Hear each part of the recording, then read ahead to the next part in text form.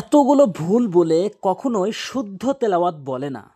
৯৫% লোকের এই জায়গাগুলো লাল মার্ক করে দিয়েছি, এই জায়গাগুলোতে ৯৫% লোকের ভুল হয়। বাকি ৫% বাদ দিয়েছি কওমি মাদ্রাসার ছাত্রদেরকে।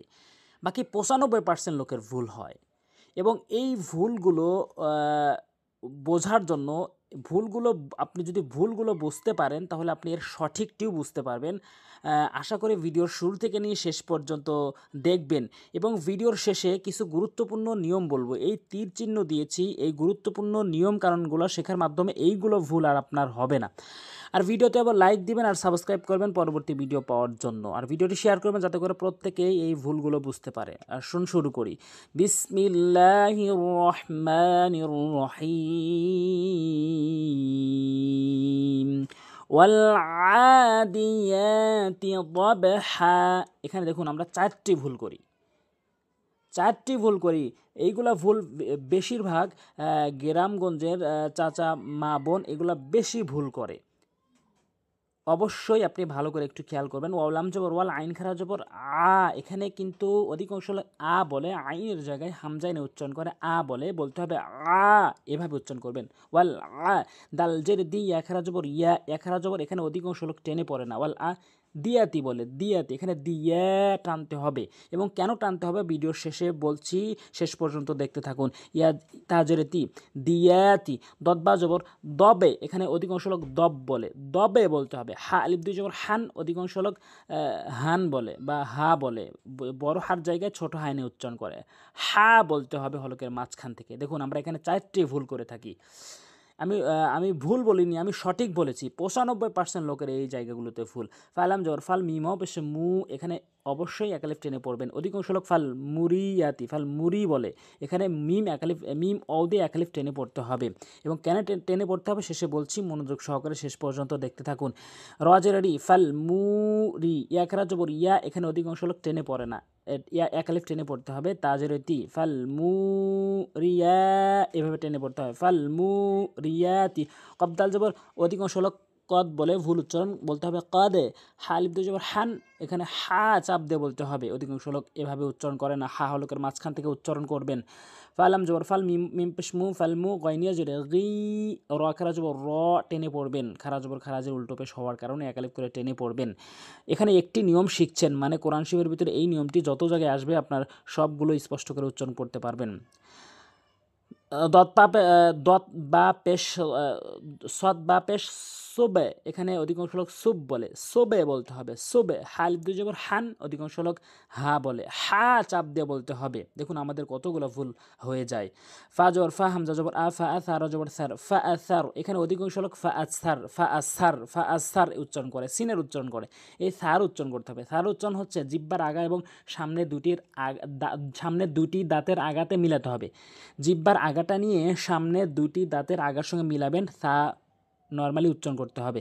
ফাআসারুনা বিহি নাকআ, এখানে অধিকাংশ নাক আ বলে, নাক আ, দুইটি ভুল করে। যেমন একটি হচ্ছে নাক বলে, একটি হচ্ছে আ বলে। এখানে কফের জায়গায় কাফ উচ্চারণ করে, এখানে বড় আইনের জায়গায় হামজাইনে উচ্চারণ করে। এখানে কফের জায়গায় কফ উচ্চারণ করতে হবে। কফটি হচ্ছে জিব্বার গোড়া উপরের তালুর সঙ্গে, নাক। আর আরেকটি হচ্ছে কলকলা উপরের দিকে ধাক্কা, নাক।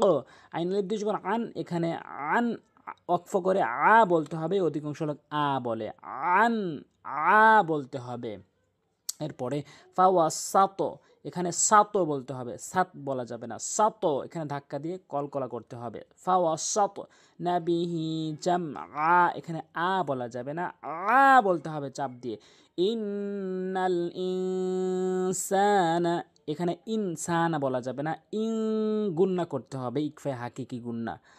ইনসানা লিরাব্বিহি লাকানুদ,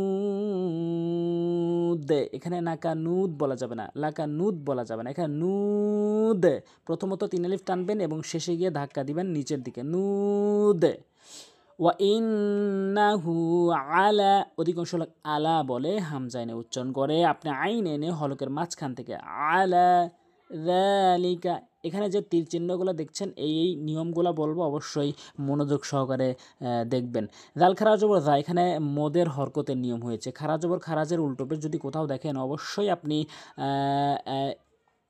এক আলিফ করে টেনে পড়বেন। এরকম খারা জবর খারাজের এরকম উল্টো পেশ যদি কোথাও দেখেন অবশ্যই আপনি এক আলিফ করে টেনে টেনে পড়বেন।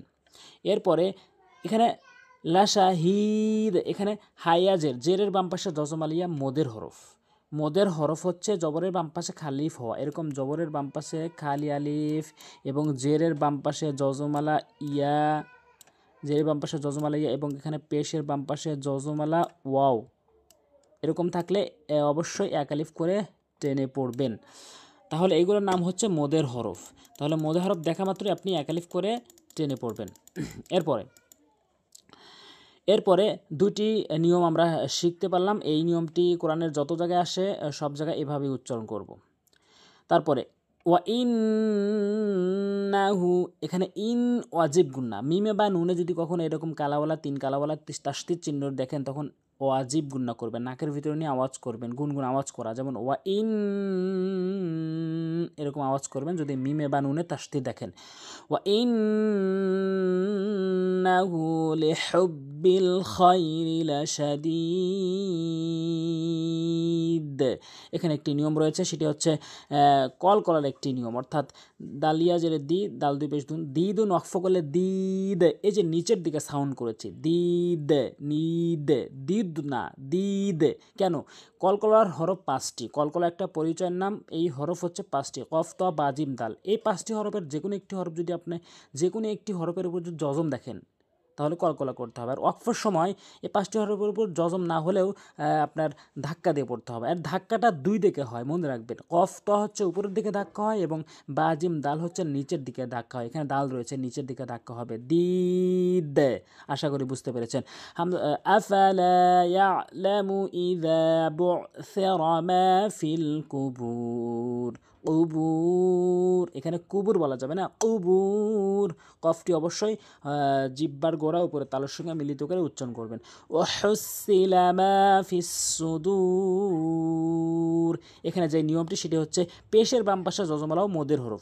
আর নিয়ম আছে মদের হরকত বা মদের হরফের বামে যখন থামা হয়, অক্ফ করা হয়, তখন 3 আলিফ টেনে অক্ফ করতে হয়। দূর, ইন্না রাব্বাহুম বিহিম, ইন্না রাব্বাহুম, এই হুমটি অবশ্যই গুণনা করবেন। এখানে একটি নিয়ম রয়েছে, মিম সাকিনের পর বা আসলে গুণনা করতে হয়, এটি একটি নিয়ম, একটু মনে রাখবেন। এরপরে বিহিম ইয়াউমাইযিল লাখাবীর, এই যে যিল তানভিনের পরে অথবা নুন সাকিনের পরে লাম আর র যে কোনো একটি আসলে এই ক্ষেত্রে তানভিনকে এবং এই নুন সাকিনকে কখনোই গুণনা করতে পারবেন না, যিল গুণনা করা যাবে না। যিল লাখাবীর।